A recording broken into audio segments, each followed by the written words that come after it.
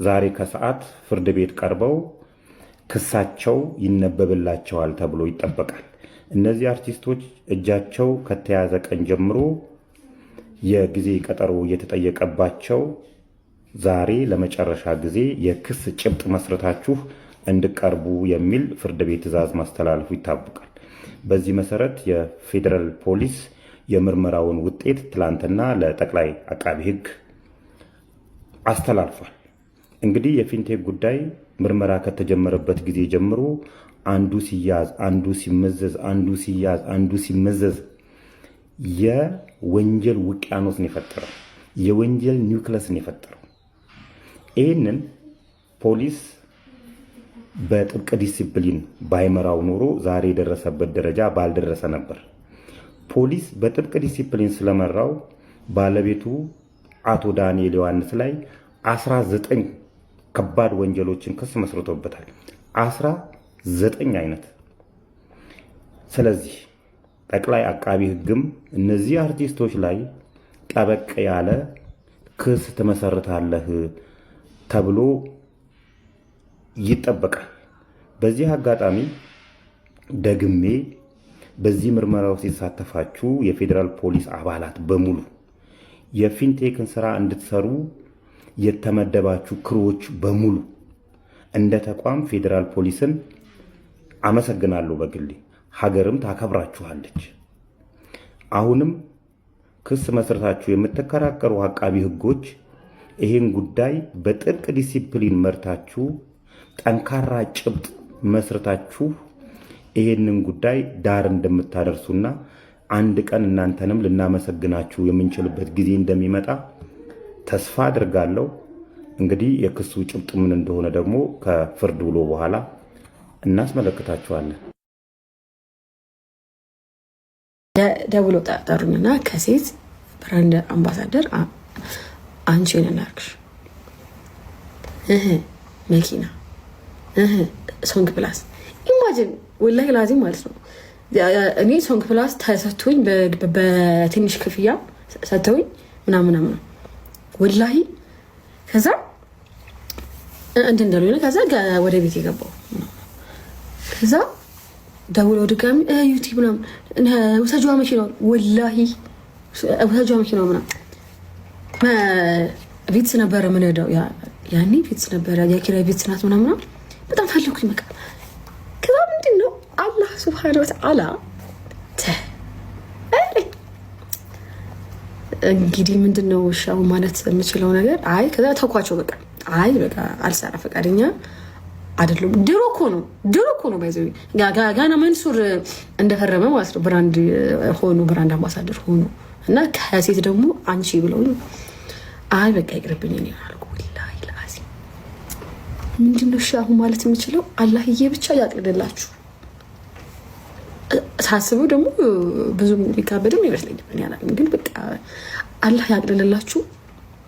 የተበሉትን ብራቸውን አላህ ይመልስላችሁ። እኔ ግን አላጠበቅም። ይሄኔ ታስሬ ነበር።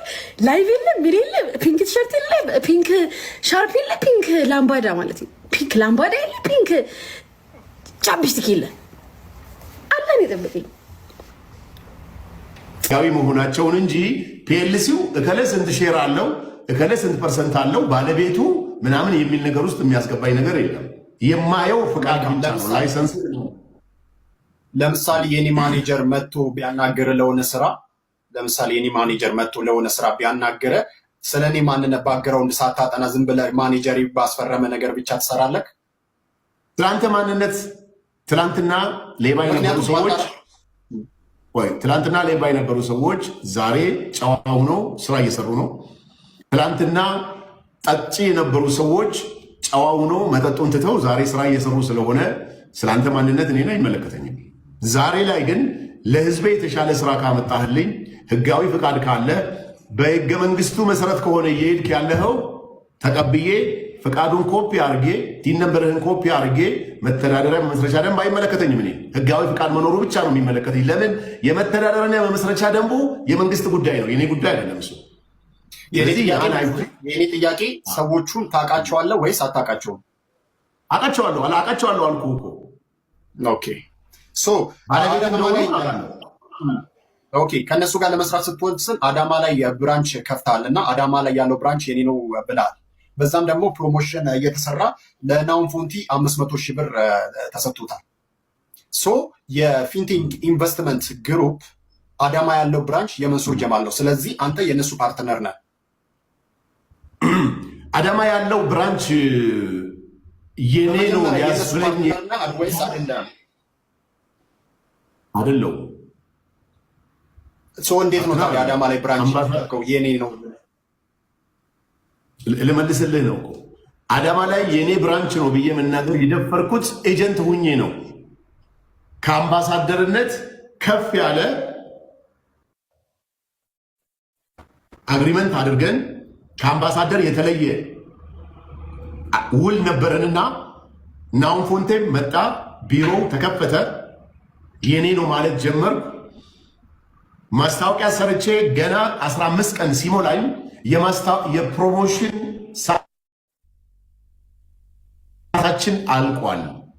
በዚህ ሰዓት እኛ ዋጋ Vodafone, get additional unlimited plans from £16 per month. That's unlimited data, calls and texts for you and your family. So go in-store or online today. Vodafone.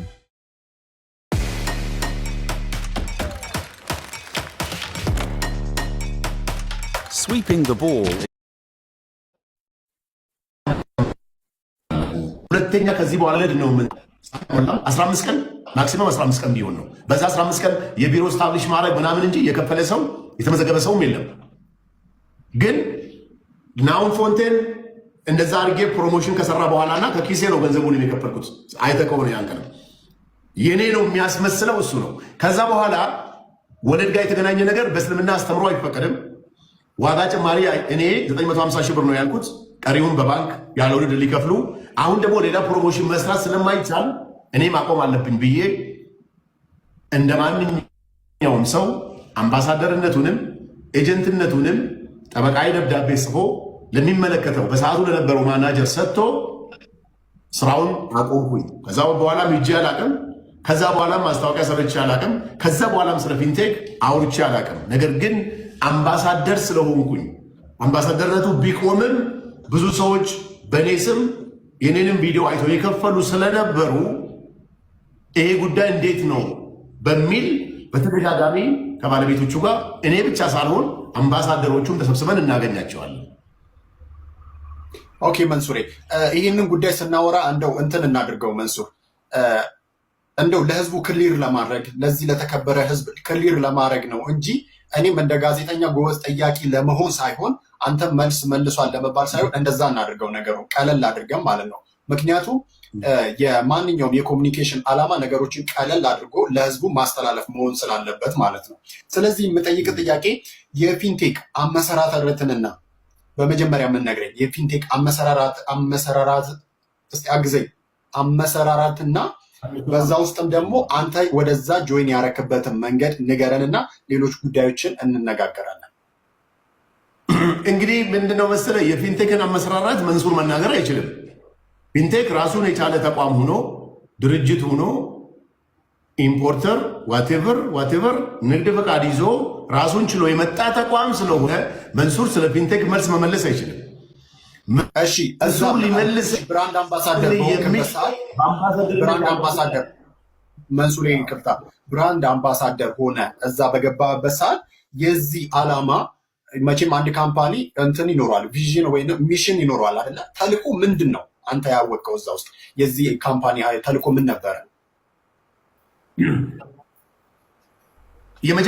የመጀመሪያው አትራክት ያደረገኝ ነገር እኔ በ950 ሺህ ብር ሰዎች ቅድሚያ ከፍለው ምንም ወለድ ሳይኖርበት ወለዱን በ5 ዓመት ቀሪውን ገንዘብ እንደሚከፍሉ ተነግሮኝ ስቴዲየም አባ ምንድነው ኦሮሚያ ባህል ቱሪዝም ላይ ሲያስረክቡ አይቼ ስካይላይት ላይ እንዲሁ በመቶ የሚቆጠር መኪና ሲያስረክቡ አይቼ በ950 ሺህ ብር ከፍለው ሌላውን በ5 ዓመት ቀሪ ክፍያ ተብሎ ብቻ ሳይሆን በትክክል ፕራክቲካሊ በአይኔ ያየሁት ሰዎች ይሄው ቁልፋችንን ወሰድን ብሎ መኪናውን ቤቱን አስሮ ከሚስቱ ጋር የሄደበትን አይቼ አምባሳደር ሆኑ። ይሄ ማለት እኔ በምጠቀመው ፕላትፎርም ላይ ብናገር እኔም ፎሎ የሚያደርገኝ ቆይ ኤጀንት ያልኩ አዳማው ላይ ነው። የአንድ ሳምንት ነው ወይ 15 ቀን ነው ኤጀንትነቱ። ከአምባሳደርነት ኤጀንትነት የሆነው የአዳማው ብራንች ነው። የአዳማው ብራንች እንደተጀመረ የዋጋ ለውጥና በወለድ ክፍያ ስለመጣ ከእምነቴ ጋር ስለማሄድ አቁሜዋለሁ። ስለዚህ እዛ ጋር የሚወስደን ነገር የለም፣ ቁሟል ማለት ነው። አሁን ይሄ ጉዳይ አትራክት ያደረገኝ 950 ሺህ ብር ሰዎች ከፍለው መኪና ሲረከቡ በአይኔ አይቼ ኢትዮጵያ ውስጥ አሉ የሚባሉ ሚዲያዎች መጥተው ኢንተርቪው አድርገው እኛ በ950 ሺህ ብር ቆጥበን ነው ያገኘነው ብለው ኢንተርቪው ተደርጎ ደስ ብሏቸው ይሄንን አይቼ ነው የገባሁበት። ለማህበረሰቡም ይጠቅማል ብዬ ነው የገባሁበት። ይህ ካምፓኒ ታዲያ መጨረሻ ላይ የገጠመው ችግር ምንድን ነው? እሱ ህዝቡን በዚህ ልክ ገንዘባችንን ተበላን ብሎ የሚያማረርበት ጉዳይ ምንድን ነው? በክብር ለዚህ ህዝብ ብታስረዳለን። እውነቱን ለመናገር ይህን መናገር እኔ አልችልም። ይህን መናገር የሚችለው አሁንም ድርጅቱ ነው። ምክንያቱም ኤጀንት ሆነ እዛ ሄደ ሌላ ምክንያቱም ሲቀጥል ደግሞ በአንተ ምክንያትም ማስታወቂያ ሰርተ ብዙ ሰዎች አንተን አምነው ይሄን ነገር ተመዝግበው ገንዘባችንን ተበልተናል ብለው ማአንት ኢንቦክስ ያደረጉልኝ ሰዎችም አሉ። ይህንን ጉዳይ ደግሞ እነኚህ ሰዎች አትሊስት ለማረጋጋት ስትል የሆነ ነገር ልትላቸው ይገባል። እነኚህ ሰዎች ልባቸው ሊያርፍ ይገባል። ምክንያቱም የቤተሰብ አባል ናቸው። ብዙ ነገር አለ በውስጥ ብዙ ነገር ማለት ይቻላል። በነገራችን ላይ ሳውራ ሆልደት አድርገኝ ሆልድ ካረከኝ ሀሳቡ እንትን ስለሚሆን ምንድነው በደንብ ደግሞ ስማኝ። 15 ቀን ኤጀንት ሆንኩና የዋጋ ጭማሪ ሲፈጠር የወለድ ጉዳይ የባንክ ጉዳይ ሲመጣ ኮሜንቱን ማን ነው የዘጋው? ኮሜንቱን ለምንድን ነው የምትዘጉት? ወዳደሮች ኮሜንት አትዝጉ ፕሊዝ። ኦ ማይ ጋድ እንዴት ነው የሚከፈተው ችግሩ? እና ኤጀንትነቱ ያኔ ቆመ ኦልሬዲ። ከዛ በኋላ እኮ እኔም አቆምኩ። ማስታወቂያ መስራት ትቻለሁ። ኤጀንት ነኝ ማለትም አቁም ያለው ችግሩ። ከዛ በኋላ ግን በጣም ይቅርታ ችግሩ ገብቶ ነው ያኔ ያቆምከው? የትኛው ችግር የተፈጠረ? አሁን ህዝቡ የሚያማረርበት ችግር ይሄ ነገር ይፈጠራል ብዬ ማሰብም አልችልም። እንዴት ነው ማሰበው? በሰዓቱ እኔ ያቆምኩት አልሰማኝም ማለት ነው ናቲ። ያቆምኩት 950 ሺህ ብር ብቻ ሳይሆን ዋጋ እንደሚጨምሩ እኔ 950 ሺህ ብር ነው የተናገርኩት። ወለድ ያለው ቀሪውን ገንዘብ በፊት ወለድ አልነበረውም። እንደገና አሁን ደግሞ ከባንክ ጋር ኮኔክት እናደርጋለን ሲሉ የፕሮሞሽን ታይማችን አልቋል አሉኝ። ስለዚህ እኔ ወለድ ያለበት ስራ ላይ ኢንቮልቭ ስለማላደርግ ማቆም አለብኝ ብዬ ተነጋግረን ተስማምተን ደብዳቤ አስገብቼ ነው የወጣሁት። ከረንትሊ ደግሞ በቅርብ ቀን እኔ በወጣ ስቲል እከታተላለሁ። ለምን ፕሮሞሽን ሰርተናል። የኔ ቪዲዮ ዛሬም እየሄደ ነው ያለው። ምንም ጥያቄ የለውም። በነገራችን ላይ ከኢቲቪ ጀምሮ ከሪፖርተር ጀምሮ 16 17 ኤፍኤሞች ዛሬም ትላንትም ማስታወቂያውን ሰርተውታል። እኔ የሰራሁትም ማለት ነው። የተለየ ነገር አልሰራሁም እኮ እኔም ዘሴም ስቶሪ። ያው እንደዚህ አይነት ነገሮች የምጠየቀው እዚሁ ሚዲያ ላይ ስለሆንኩኝ በቅርበት ሰው የሚያገኘኝ እኔን ስለሆነ ነው። ግን ትልቁ ነገር ምንድን ነው? እኔ በቅርብ ቀን ከ15 ቀን እንኳ በፊት አምባሳደሮቹን ሰብስበን ባለቤቶቹን አነጋግረናቸዋል።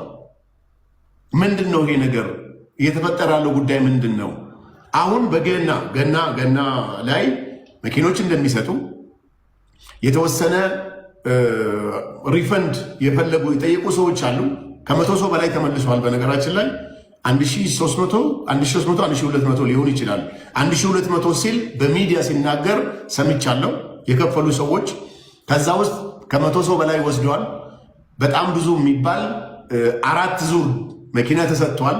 ብዙ አሁን ሶሻል ሚዲያ ላይ የምታየው ከ10 ሺህ ከ5,000 ሰው በላይ እንደከፈለ ተደርጎ ነው የሚወራውና ድርጅቱ ዛሬም አክቲቭ ዛሬም ስራ እየሰራ ያለ ዛሬም ደግሞ መኪና እያመጣ ያለ ተቋም ነው። እንደዛ ስለ ዛሬም ክፈሉ እያልኩ አይደለም። ማስታወቂያ እየሰራሁም አይደለም። አንተ ዛሬ አብሮ እየሰራ ነው መንሱሬ? አሁን ዛሬ አንተ ምንም ግንኙነት የለም ወይስ አሁንም አብረህ እየሰራ ነው? ምንድን ነው? ምንም በስራ እንገናኝም እንደ ማንኛውም ሰው። ግን ስንት ዓመት የማውቃቸው ወዳጆቼ ናቸው። ብራንድ አምባሳደርነቱን ቀርቷል። 6 ወር ሞልቶኛል። ኦኬ። ስለዚህ ምንም ግንኙነት ከካምፓኒው ጋር የለም መንሱር ጀማል? የለኝም። ኦኬ። ምናልባት እነኚህ ሰዎች ገንዘባችንን ተበላን የሚሉትን ሰዎች መንሱር እንደ ሶሻል ሚዲያ ተጽዕኖ ፈጣሪ ብዙ ተሰሚነት እንዳለው ሰው የምትላቸው ነገር ይኖራል? እንደው ተስፋ እኔ ብቻ ተስፋ የሚባል ነገር ሳይሆን እኔ ብቻ ሳልሆን ብራንድ አምባሳደሮችም ኤቭሪ ታይም ኮንሰርንድ ሆነን እየተከታተልን ያለነው መኪኖቹ መስጠት እንዳለባቸው፣ ግብር ደግሞ መልሶ የሚል ሰው የጠየቀ ሰው ካለ በአስቸኳይ ገንዘባቸው እንዲመለስ ሁሌም እየሰራን ነው። ግሩፕ አለን፣ እኛ የዋትስአፕ ግሩፕ አለን ከአምባሳደር